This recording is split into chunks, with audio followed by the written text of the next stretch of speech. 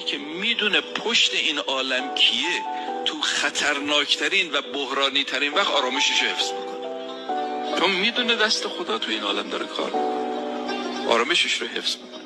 به خدا قسم برادر بزرگوار، خواهر بزرگوار، اگر حسن ظن به خدا داشته باشیم، اگر نگاهمون به خدا مثبت باشه که خدا پشتمون داره، خدا دممون رو داره، خدا رهامون نمیکنه، این خدا مهربانه. اگر پدر و مادر به بچهشون مهربانن، خدایی که خالق مهربانی است دیگه مهربانی چجوری؟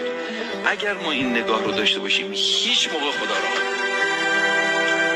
هیچ موقع امکان نداره و باب همه خیرات دنیا آخرت به رود باز میشه.